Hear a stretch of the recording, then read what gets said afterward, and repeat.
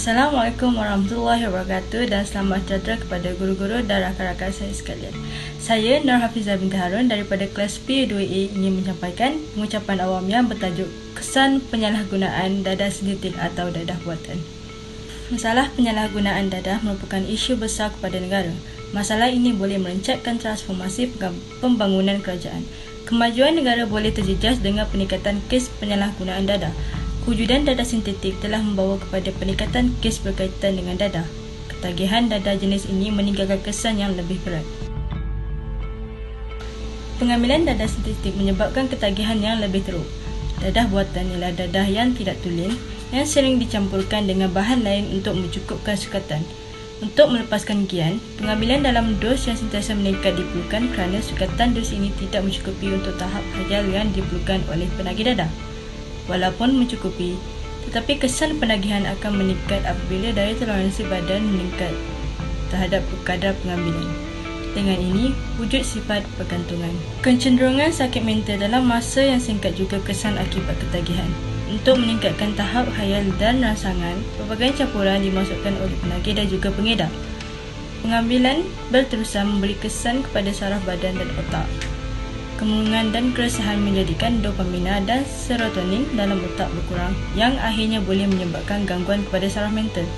Peningkatan kes kecerahan mental merupakan salah satu masalah negara pada masa ini. Kesan penagihan dadah sintetik ini juga boleh membawa kematian dalam usia muda. Bahan untuk menghasilkan dadah sintetik melibatkan bahan yang tidak boleh diterima oleh badan, beracun dan merosakkan.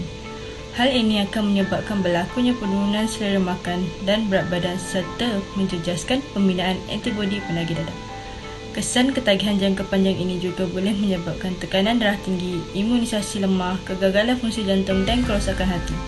Kematian pada usia muda akan menyebabkan kehilangan sumber tenaga kepada negara.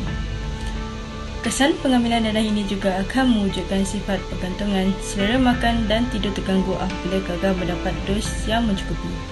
Berat badan akan menurun, paranoid dan boleh berlaku perlakuan luar jangka. Dalam jangka panjang, ia boleh membawa risiko yang mewujudkan halusinasi dan kelakuan psikotik. Halusinasi yang menyerang akan meningkatkan lagi gangguan tidur sehinggakan boleh tidak tidur selama 2 minggu. Kesan terakhir ialah menjerumus kepada perlakuan ganas.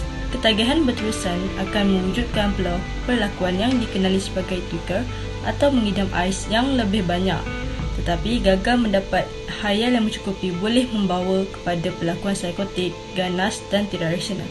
Tahap perlakuan psikotik ini boleh mewujudkan ancaman dan risiko ke atas ibu bapa mereka sendiri serta orang terdekat akibat daripada ketagihan yang teruk. Kesimpulannya, masalah penyalahgunaan dadah merupakan bebanan kepada negara.